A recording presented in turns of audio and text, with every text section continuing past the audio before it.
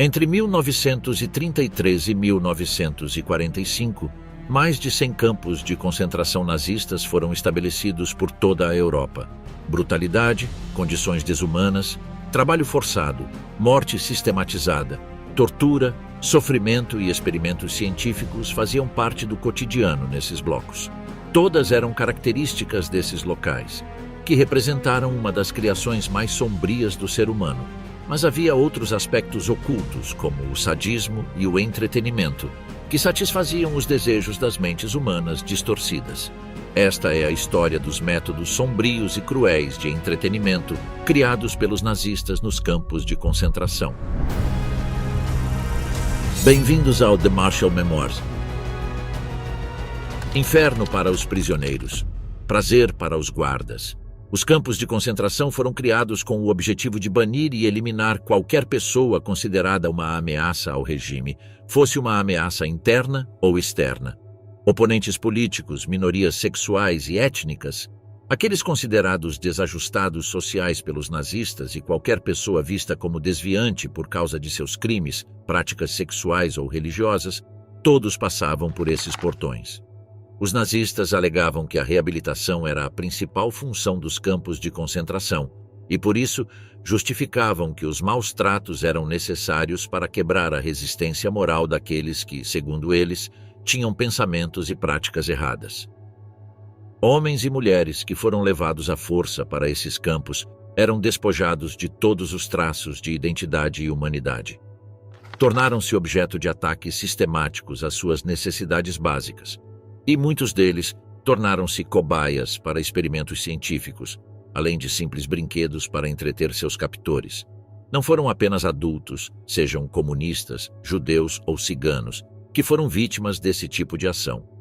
Também crianças se viram sujeitas a intermináveis experimentos científicos sádicos ou simplesmente a satisfazer os desejos sombrios dessas máquinas de matar. Muitos soldados da SS gradualmente se tornaram menos que humanos. Perderam toda a sensibilidade em relação àqueles que consideravam inimigos. Eles não discriminavam em seu tratamento com idosos ou crianças. Ousavam até mexer com mulheres grávidas e fazer o que quisessem delas. Sabendo que as vidas dessas pessoas estavam em suas mãos e que quase podiam fazer o que bem entendessem com elas e seus pertences, os soldados da SS realizaram experimentos em muitas das pessoas capturadas e detidas nos campos de concentração. As pessoas foram objetificadas, e muitos soldados da SS as usaram como entretenimento de várias maneiras. Entre os métodos de entretenimento mais conhecidos, encontramos o fato de que os nazistas organizavam exibições de boxe com os prisioneiros fracos, além de partidas de futebol com alguns jogadores que estavam à beira da morte devido à fome. Eles também usavam o talento de alguns para criar orquestras musicais que cobriam os gritos de horror nos blocos dos campos. Mas os homens de Himmler não usavam apenas judeus e oponentes políticos como objetos de prazer esportivo e artístico. Eles também os fetichizavam ao ponto de torná-los objeto de seus prazeres sádicos e sexuais mais sombrios. Nesse aspecto, os nazistas não diferenciavam entre homens e mulheres, crianças ou adultos. Todos se tornavam meros objetos com os quais os soldados podiam satisfazer seu apetite pela destruição humana. Assim, antes ou depois de torturá-los, espancá-los e deixá-los morrer de fome ou levá-los à câmara de gás, muitos soldados da SS nos campos de concentração faziam o que queriam com essas pessoas, apenas para seu próprio entretenimento. Dessa forma, o que representava um verdadeiro inferno para a vida de famílias inteiras, que viam suas vidas sendo destruídas lentamente e exploradas em todos os aspectos, para os guardas, esses campos de concentração também se tornavam um local de prazer. Eles não apenas cumpriam seu dever para com o Führer, mas também tinham o direito de se divertir, de ter tempo para recreação e de usar os prisioneiros como objetos de prazer e entretenimento. Exibições de boxe nos campos nazistas. Para Heinrich Himmler, líder da SS e um dos arquitetos da solução final, era muito importante manter a moral de seus guardas elevada, e para isso ele acreditava que o Reich deveria investir em atividades de lazer, culturais e esportivas. Nesse sentido, o boxe foi talvez uma das atividades mais importantes desenvolvidas dentro dessas paredes infernais. Young Pérez era um judeu francês nascido na Tunísia. Ele foi o campeão mundial de boxe na categoria peso médio em 1931. Apenas 12 anos depois, foi preso pelos nazistas em Drancy, França, por não usar a famosa estrela amarela. De lá, foi enviado para um campo de concentração, mais precisamente para Auschwitz-Monowitz. Logo, seus captores o reconheceram. Seu rosto parecia familiar e, embora seu corpo já estivesse debilitado, ele mostrava sinais de ser um atleta disciplinado. Um dia, os guardas pediram que Young lhes desse uma demonstração privada de boxe. Ele mostrou seus melhores golpes enquanto os guardas riam e apreciavam um show privado pelo qual outros cidadãos pagariam uma fortuna. Young Pérez teve permissão para treinar por alguns dias e até recebeu rações extras para recuperar parte da massa muscular que havia sido gravemente prejudicada por seu tempo no inferno que era Auschwitz. Dias depois, os soldados sugeriram que ele lutasse contra um guarda da SS, um soldado corpulento de cerca de 75 quilos e 1,79 m de altura. Foi uma luta de 3 rounds, na qual Young saiu vitorioso. Ele então foi designado para enfrentar outro oponente, a quem também derrotou, um prisioneiro chamado Paul Steinberg. Os guardas olhavam para ele com admiração e prazer. Tinham diante de si um campeão mundial fazendo uma exibição particular de boxe no meio do horror que estavam causando à humanidade. Mas o caso de Young Pérez não foi o único. Tadeusz Pietrzykowski era um boxeador polonês que havia sido vice-campeão do campeonato polonês de peso galo. Ele lutou entre 40 e 60 lutas entre 1941 e 1943 no campo principal de Auschwitz. Nesse local, ele derrotou vários deportados alemães de peso pesado e, especificamente, também derrotou seu próprio capo, Walter Dunning. Isso o tornou o campeão de boxe mais famoso de Auschwitz, e ele foi aplaudido pelos mesmos nazistas que o torturavam durante o dia. No caso do campo de Mauthausen, segundo Espalargas, foi a sensação do boxe naquele lugar. Segundo era um republicano espanhol, também conhecido como Paulino, que lutava todos os domingos a pedido de Franz Zireis, comandante da SS no campo. Paulino, ou Segundo, era conhecido como o valente e invicto boxeador de Mauthausen. Ninguém conseguia derrotá-lo, nem mesmo os poderosos soldados da SS que ousavam desafiá-lo. Para Paulino, lutar todos os domingos era sua única esperança de permanecer vivo.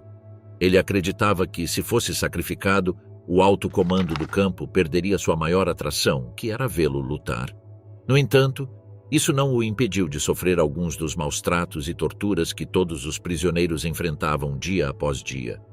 Os oficiais da SS, independentemente de em qual campo trabalhavam, eram fanáticos por boxe. Para detectar possíveis lutadores, eles consultavam os arquivos dos prisioneiros ou até mesmo perguntavam durante os interrogatórios se eles praticavam boxe. Muitos prisioneiros mentiam e diziam que sim, mas eram derrotados por aqueles que realmente sabiam lutar. A popularidade do boxe não era novidade na Alemanha. Quando Hitler chegou ao poder, o boxe se tornou uma das grandes partes da máquina de propaganda nazista. Eram os tempos das vitórias de Max Schmeling, Herbert Runge e Willi Kaiser. Os três haviam sido vitoriosos nas Olimpíadas de Berlim em 1936 e foram explorados por Goebbels para reafirmar sua teoria da superioridade racial. O boxe funcionava não apenas como um método de propaganda, mas também como uma forma de controlar e canalizar a violência da sociedade nazista de maneira controlada. Os soldados da SS eram, portanto, fanáticos por boxe, e o regime iria proporcionar-lhes seu entretenimento favorito em troca do suposto serviço patriótico que prestavam ao Reich ao capturar e torturar judeus em Auschwitz e nos demais campos de concentração. Melodias do inferno, as orquestras da morte nos campos. Hitler adorava música. Seu compositor favorito era Richard Wagner, e ele tentava transmitir esse gosto pela música clássica aos seus súditos. Em 1942, o diretor do campo de concentração de Neuengamme solicitou um piano para seu campo. Era um Wölker 86, um piano elegante e muito caro. Além disso, esse campo era conhecido por ter muito poucos gastos com luxos. Os inspetores do campo gostavam muito de música clássica, ou talvez fingissem gostar para agradar seu Führer. Apesar do gosto por Wagner e outros compositores clássicos, na realidade os soldados alemães nos campos de concentração contentavam-se com instrumentos muito mais simples. A harmônica tornou-se o instrumento de escolha nos campos e era usada tanto por prisioneiros quanto por guardas. Outro instrumento que costumava ser visto com frequência pelos blocos era o acordeão. Esse instrumento acompanhava os poucos momentos de lazer que tanto prisioneiros quanto guardas podiam ter, mas era muito mais comum vê-lo em alguns dos prisioneiros poloneses que ainda mantinham força nos braços para tocá-lo amigavelmente. Os oficiais da SS tinham uma fraqueza por esse último instrumento de origem alemã e se reuniam para ouvir aqueles que sabiam tocá-lo. Os líderes alemães tinham dificuldade em encontrar músicos profissionais para tocar para eles nos campos, então decidiram improvisar novas orquestras com prisioneiros que tocariam de graça em troca de algumas rações extras de comida. Em Auschwitz, a primeira orquestra formada inteiramente por prisioneiros começou a tocar em janeiro de 1941. A partir daquele momento até a libertação, concertos eram realizados todos os domingos na esplanada, atrás do terrível Bloco 24. Esse bloco não era nada mais nada menos do que um bordel onde os soldados nazistas saciavam seu apetite sexual com prisioneiras forçadas a se prostituir. Dessa forma, os gemidos de dor resultantes dos abusos sexuais dessas mulheres judias inocentes eram encobertos pelas belas melodias tocadas pelos músicos obrigados a realizar concertos para aqueles soldados sádicos. A orquestra de Auschwitz tinha um programa variado que incluía obras de Beethoven, Schubert, Bach e o próprio Wagner. Outro campo de concentração não quis ficar para trás em relação à nova iniciativa dos hierarcas de Auschwitz. Foram as autoridades do campo de Birkenau que criaram a segunda orquestra de prisioneiros. Lá, os músicos recebiam tratamento preferencial em comparação aos outros prisioneiros, especialmente as prisioneiras. Eles ganhavam uma ração extra de comida e até mesmo doses de conhaque em troca de seus serviços musicais. Os músicos de Birkenau chegaram a experimentar melodias sul-americanas, além de tocar o repertório clássico solicitado por seus carrascos.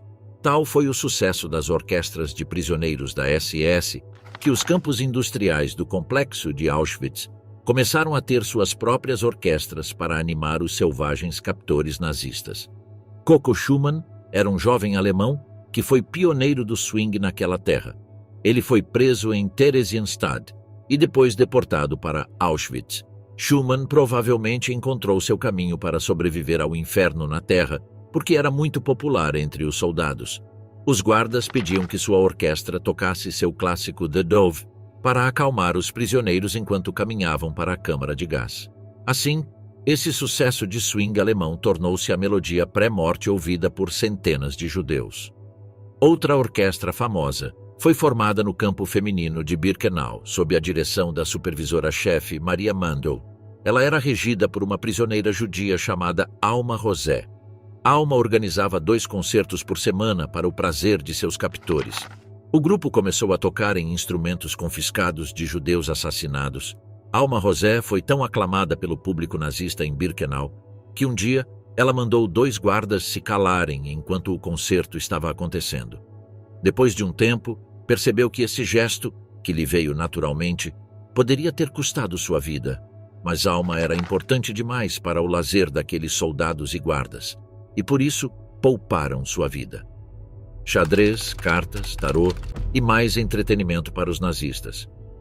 Os guardas da SS também gostavam de jogar uma ampla variedade de jogos de tabuleiro. Comandantes e diretores locais solicitavam esses jogos, que eram uma febre nas famílias nazistas. Havia jogos de todos os tipos, jogos de dados, jogos de cartas, jogos de estratégia. Por exemplo, Fang den Hut era um jogo de tabuleiro lançado durante a República de Weimar que ainda era muito popular nos anos de guerra. Era um jogo em que as peças tinham formato de chapéu e podiam ser empilhadas. O tabuleiro era redondo com uma cruz central e apelava à lógica de seus participantes, embora também fosse muito popular entre crianças devido à sua simplicidade. Outros jogos, um pouco mais voltados para o público adulto, também eram comuns nas mesas dos diretores e nos corredores entre os guardas. Xadrez e damas eram muito populares nos momentos de lazer dos brutais carrascos da SS. Muitos prisioneiros eram às vezes convidados por seus algozes a medir suas habilidades no xadrez e nas damas, mas especialmente os ucranianos recrutados pela Waffen-SS, destinados aos campos, eram muito habilidosos nesses jogos e frequentemente derrotavam os oficiais da SS, que os olhavam com desconfiança por secretamente acreditarem que eles eram mais inteligentes. Muitos prisioneiros deixavam-se perder de propósito, porque o fato de um jogador de uma raça supostamente inferior vencer os nazistas em jogos que testavam a inteligência ia contra todo o aparato de propaganda nazista. Embora, às vezes, a vitória dos judeus nos jogos de xadrez fosse justificada pela acusação comum dos nazistas de que os judeus eram supostamente ardilosos e traiçoeiros, capazes de enganar o bom homem alemão para tirar proveito dele. Assim, muitos jogos de xadrez entre captores e prisioneiros resultavam em espancamentos brutais por conta dos resultados adversos para os nazistas. As cartas costumavam ser o jogo mais popular entre soldados e prisioneiros. Dezenas e dezenas de baralhos eram entregues nos quartéis, sendo o Skattkarten o mais comum. Skat era um antigo jogo alemão da Turíngia, e sua grande popularidade nasceu entre os soldados durante a Primeira Guerra Mundial. Outros soldados eram até incentivados a jogar tarô, uma prática oculta um tanto difundida entre os nazistas. Deve-se destacar que, apesar de aparentemente serem fervorosamente católicos, os nazistas sentiam uma atração particular por práticas esotéricas, como astrologia, alquimia, cabala e teosofia. Eles tinham enorme respeito por todas essas disciplinas que, no final do século XIX, começaram a ser rejeitadas pelos círculos mais elevados da sociedade. Os nazistas, por outro lado, tanto secretamente quanto publicamente, afirmavam sua crença nos astros, o que estava de certa forma relacionado à missão regenerativa que eles acreditavam ter para a humanidade. Portanto, não é surpreendente que a prática do tarô tenha se tornado popular nos campos de concentração. Muitos desses soldados talvez quisessem buscar explicações nas estrelas e no além sobre a missão tremenda que lhes havia sido atribuída e o que os aguardava no futuro. Jogando futebol nos campos para sobreviver. Muitos soldados da SS trabalhavam seus corpos para compensar as longas horas passadas estacionados em torres de vigilância ou postos de guarda. Alguns praticavam levantamento de peso, enquanto outros passavam o tempo jogando ou assistindo ao futebol, um esporte que se tornava cada vez mais popular na Alemanha. Os nazistas acreditavam no esporte como uma forma de mobilizar os homens em um esforço coletivo e competitivo, e, nesse sentido, futebol e handebol eram dois esportes favoritos dos homens de Himmler. Durante a Segunda Guerra Mundial, várias equipes de futebol e handebol foram formadas, e algumas delas participaram de competições dentro dos campos de concentração. As equipes da SS participavam de campeonatos contra equipes de outras organizações próximas, como a Luftwaffe ou a Wehrmacht. Além disso, os soldados dos campos do governo geral da Polônia organizaram diversos campeonatos entre si, não apenas por causa da ideia nazista de esporte coletivo e competitivo, mas também porque, a partir de 1942, a máquina de guerra nazista passou a depender cada vez mais do trabalho escravo disponível nos campos de concentração. Himmler precisava que os trabalhadores dos campos produzissem mais e melhor, e por isso ele não achava má ideia dar-lhes um pouco de descanso aos domingos, o que muitos prisioneiros aproveitavam para ir aos jogos de futebol, e alguns até jogavam. Antes de Adolf Hitler chegar ao poder em 1933, havia clubes na Alemanha fundados por comunidades judaicas, que mais tarde foram proibidos e fechados. Dois dos mais populares eram o Bar Kokhba, em Frankfurt, e o Hakoah, em Essen. Assim como os famosos boxeadores eram exibidos nos campos de concentração, também havia jogadores de futebol que foram presos e enviados para esses locais de morte. Entre alguns dos mais conhecidos estavam Heinz Kertz, Bela Gutmann, Edi Hamel e Julius Hirsch. Saturnino Navazo, um jogador de futebol espanhol de militância republicana, foi preso na França pelos alemães e transferido para o campo de Mauthausen. Quando os nazistas descobriram quem ele era, decidiram que, em vez de colocá-lo para trabalhar em condições desumanas, o melhor seria deixá-lo faminto, mas dar-lhe um pouco de ração extra para treiná-los no futebol. Graças ao seu talento, Navazo foi transferido para a cozinha, onde pôde viver um pouco melhor, e chegou até a salvar a vida de um menino judeu de Frankfurt, chamado Siegfried Mayer, que ele adotou como filho perto do fim da guerra.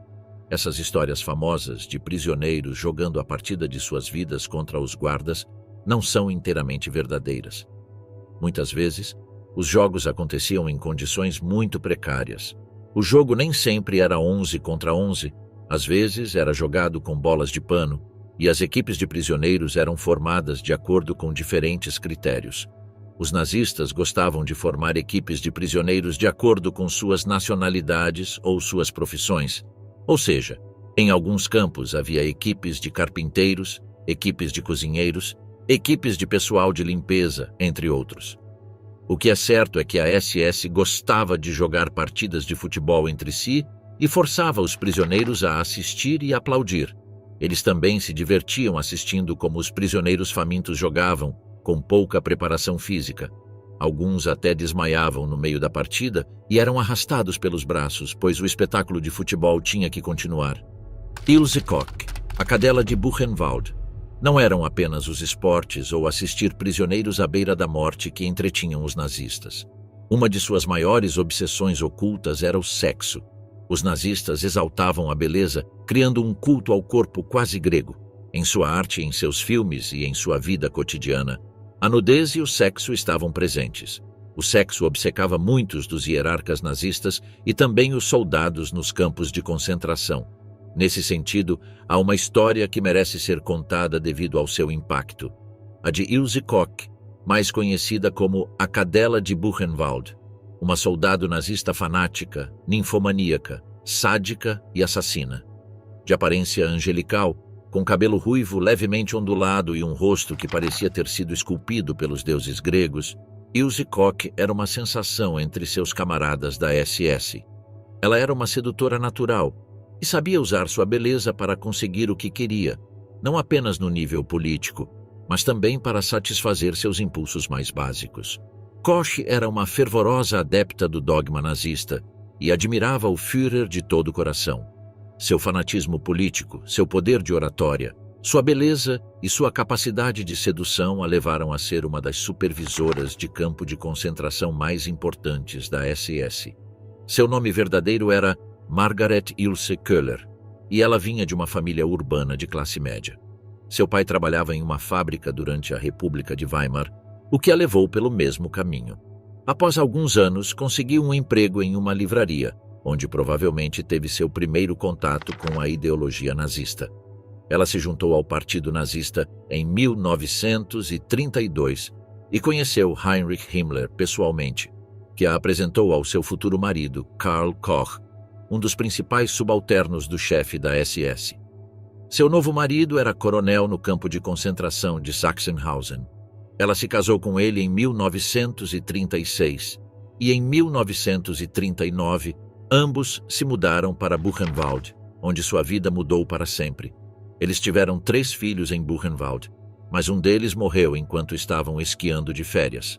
A babá ligou para dar a notícia, mas o casal não se abalou e continuou a viagem. Seu marido já começava a ser considerado, desde Sachsenhausen, um dos coronéis mais cruéis e brutais. Os prisioneiros diziam que ele gostava de puni-los com um chicote que tinha lâminas de barbear. Karl Koch também gostava de torturar usando ferro quente ou esmagando os dedos dos interrogados. Dizem que seu rosto de prazer enquanto isso acontecia era inconfundível. Ilse Koch aprendeu com um dos torturadores mais famosos da Alemanha nazista. Eles estavam unidos, não tanto pelo amor, mas pelo prazer na dor alheia. Por isso, Ilse pediu a seu marido que construísse uma enorme propriedade a poucos metros do campo de concentração de Buchenwald para exibir todos os seus prazeres sombrios e sádicos. Dentro dessas paredes, Ilse e Karl organizavam orgias coletivas em salas cheias de espelhos. Ilse Koch começou a encher seus armários com as roupas e perfumes mais caros da Europa, obcecada com sua aparência. Ela gostava de andar a cavalo e também era vista pessoalmente cavalgando pelo campo com um chicote na mão. Outro de seus grandes prazeres era soltar cães famintos sobre prisioneiras grávidas. Ilse ria e gritava de prazer ao assistir a esse espetáculo horrível. Ela fazia isso durante o dia, mas à noite, Koch se transformava em um demônio ainda mais depravado. Naquela sala de espelhos, organizava orgias lésbicas com até 12 mulheres ao mesmo tempo, e os subordinados de seu marido também participavam desses espetáculos, muitas vezes obrigados pela temida mulher. Uma das práticas mais depravadas de Ilse era esperar com os seios nus pelos novos prisioneiros que chegavam a Buchenwald tremendo de medo. Ela lhes fazia comentários sexuais e os forçava a tocar seu corpo, mas quando ousavam olhar para ela, os golpeava com seu chicote. Sua depravação não conhecia limites. Lâmpadas de pele humana e outros hobbies ocultos de Ilse Koch. Enquanto exibia seus prazeres ninfomaníacos em sua enorme propriedade, Ilse Koch, a cadela de Buchenwald, descobriu um novo hobby oculto: fazer móveis de pele humana. Em 11 de abril de 1945, um jovem soldado americano chamado Abner Garnett chegou a alguns armários em Buchenwald. Quando entrou naquela sala, seu rosto ficou pálido. Ele encontrou lâmpadas delicadamente modeladas, pintadas com belas borboletas e pássaros. Garnett se aproximou da lâmpada e percebeu que algo estava errado. Quando a tocou, começou a vomitar automaticamente, assim como seus colegas. Eles não podiam acreditar no que viam. As lâmpadas eram feitas de pele humana esticada. De repente, apareceu uma mulher de rosto angelical e cachos coloridos por trás dele. Era a própria Ilse Koch, que lhe disse que as lâmpadas eram suas e perguntou se ele as achava bonitas. Ela não demonstrava vergonha ou arrependimento, mas sim orgulho de sua obra macabra. Mas não eram apenas as lâmpadas. Koch também tinha uma grande bolsa muito chamativa, feita do mesmo material. As lâmpadas eram apenas o início de um espetáculo digno do pior filme de terror imaginável. Ilse Koch também gostava de decorar sua casa com outros objetos. A cadela de Buchenwald tinha uma paixão por colecionar cabeças humanas de prisioneiros assassinados nos campos de concentração. Ela tinha mais de 12 expostas em sua sala de estar. O tamanho dessas cabeças era particular, pois ela as encolhia quimicamente para torná-las menores do que o tamanho normal. Koch tinha uma obsessão com pele humana em todas as suas formas, especialmente com tatuagens. Em sua casa, os soldados americanos encontraram álbuns de fotos de tatuagens de prisioneiros e acreditava-se que Ilse tinha grande interesse nesse tipo de trabalho com pele. Esse álbum de fotos havia sido montado por um de seus muitos amantes, o médico da SS Erich Wagner. Dizem que Ilse ficou tão obcecada com o trabalho de Wagner que pediu a seu marido que matasse todos os prisioneiros fotografados por Wagner para que ela pudesse exibir suas peles em sua casa e criar diversos objetos decorativos ou roupas com elas. Ilse Koch teria colocado para trabalhar para ela, na dissecação de cadáveres, os mesmos prisioneiros que haviam sido colegas de barracão daqueles infelizes mortos por suas tatuagens. Um prisioneiro chegou a afirmar que Ilse teria feito calcinhas de pele humana tatuada. Ele era um daqueles prisioneiros que Ilse Koch ia buscar no portão do campo de concentração para seduzi-lo, mostrando parte de seu corpo. Quando ele sucumbia aos encantos da cadela de Buchenwald, podia ver suas calcinhas, mas seu destino já estava selado, e minutos depois seria brutalmente espancado com chicotes, para maior prazer da insensível senhora nazista. Seu gosto pela dissecação e decoração com pele humana logo transcendeu as fronteiras de Buchenwald e passou a ser apreciado por outras esposas de comandantes de campos de concentração. Crianças judias que se tornaram brinquedos nazistas. Os guardas nazistas dos campos de concentração não apenas se deleitavam em punir e torturar homens e mulheres adultos. Alguns encontravam prazer em algo ainda mais macabro: transformar crianças judias em seus objetos de prazer. Alguns guardas da SS gostavam de arremessar crianças judias contra as paredes até que elas perdessem a vida, para o desespero de suas mães, que, capturadas, nada podiam fazer para ajudá-las. Outras crianças em Auschwitz e Buchenwald estavam desesperadamente famintas, o que as levava a procurar comida onde pudessem. As crianças e adolescentes mais corajosos ousavam desafiar as regras e roubar comida dos próprios oficiais do campo. Muitas dessas crianças tiveram fins trágicos, não apenas assassinadas, mas espancadas até a morte de forma brutal. As crianças nos campos de concentração viviam em condições subhumanas. Algumas foram enviadas para trabalhos forçados. Outras enfrentavam a fome como uma sensação constante, e algumas testemunhavam seus irmãos menores morrerem em seus braços sob o olhar indiferente e, por vezes, prazeroso dos soldados da SS. Mas a história mais macabra de todas é a de Eva e Miriam, irmãs gêmeas que se tornaram os brinquedos favoritos do terrível Joseph Mengele, conhecido como o Anjo da Morte.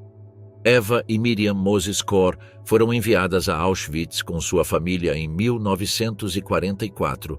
Joseph Mengele, já conhecido na época como o Anjo da Morte, realizava todos os tipos de experimentos em seres humanos ali em Auschwitz.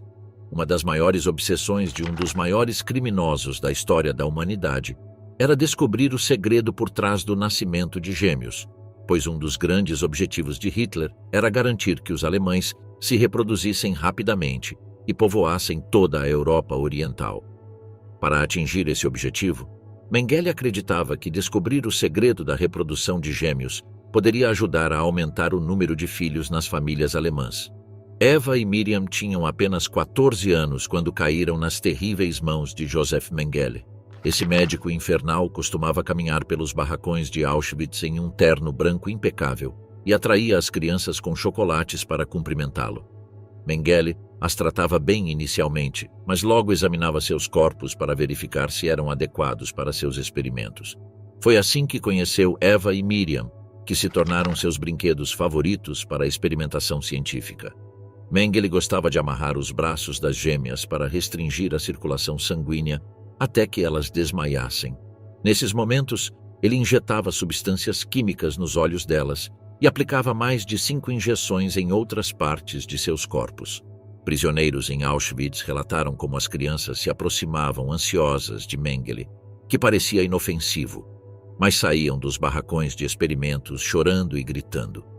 O Anjo da Morte, por outro lado, saía sorrindo de orelha a orelha e assobiando alguma melodia clássica. Ele não apenas cumpria seu dever científico, mas também desfrutava sadicamente do martírio que infligia às crianças judias e ciganas. O bordel de Mauthausen. Embora os nazistas se apresentassem como conservadores em relação às práticas sexuais, isso parecia ser mais uma questão de discurso do que de realidade.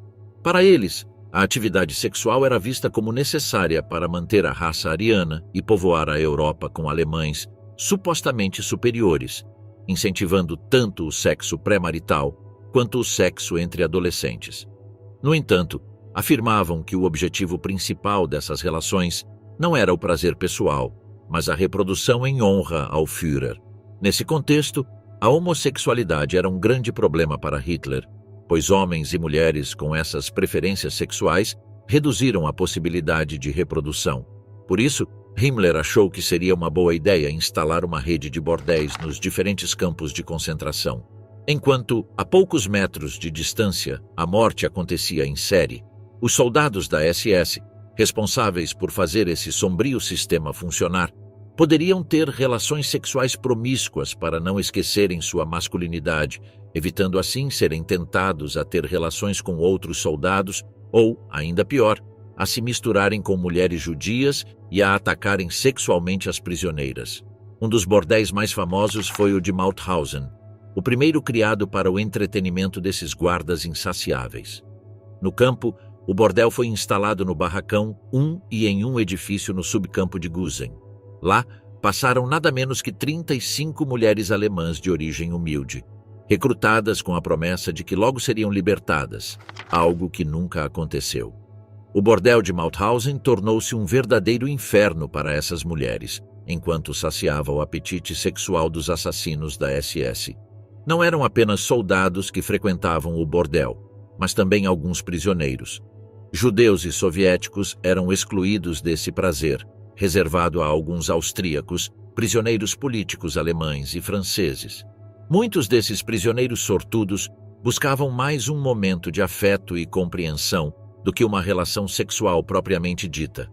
A outro lado dessa história, o dos prisioneiros sortudos que foram selecionados para desfrutar desse tipo de prazer. Nenhum deles era judeu, e para merecer tal prêmio, precisavam ser trabalhadores obedientes, sempre à disposição dos desejos da SS. A maioria desses prisioneiros eram os trabalhadores mais destacados em reparos de edifícios, encanadores, eletricistas, cozinheiros ou até músicos e jogadores de futebol. Curiosamente, os prisioneiros de afiliação comunista, quando selecionados pelos nazistas para passar uma noite com uma dessas mulheres, eram os mais propensos a recusar o convite. Na verdade, eles incentivavam seus colegas a resistir à tentação e a não abusar da situação de escravidão sexual em que essas pobres mulheres alemãs se encontravam. Já os soldados da SS tratavam essas mulheres como meros objetos, obrigando algumas a atender mais de 5 alemães em um único dia. O prazer sexual desses assassinos desprezíveis estava garantido, enquanto as mulheres contavam as horas até que os aliados viessem libertá-las. Adolf Hitler acreditava que sua missão era mudar o mundo e que era necessário criar uma nova humanidade na qual os arianos dominariam o restante dos povos. Essa missão exigia a participação de todo o povo alemão, mas, sobretudo, dos soldados que o acompanhavam nessa loucura. Os nazistas criaram os campos de concentração como lugares onde removiam seus maiores inimigos étnicos e políticos da sociedade, utilizando-os como mão de obra escrava para contribuir com sua economia de guerra. Porém, logo perceberam que os prisioneiros também poderiam servir como objetos de seus prazeres e diversões mais sombrios. Os guardas da SS necessitavam de entretenimento, e não havia maneira melhor de satisfazer essa necessidade do que usar essas pessoas já desumanizadas. Com esse objetivo em mente, os nazistas se entretinham organizando exibições de boxe, jogos de futebol, partidas de cartas, orquestras musicais, bordéis e até mesmo utilizando os prisioneiros como matéria-prima para a decoração macabra das casas de seus expoentes mais cruéis, como a família Koch. Nos campos de concentração, os nazistas demonstraram que o horror mais profundo infligido a um ser humano pode ser complementado pelo prazer, pela diversão e pelo lazer de quem o realiza. Esses episódios nos levam a refletir de maneira muito profunda sobre quão sombria pode ser a natureza humana.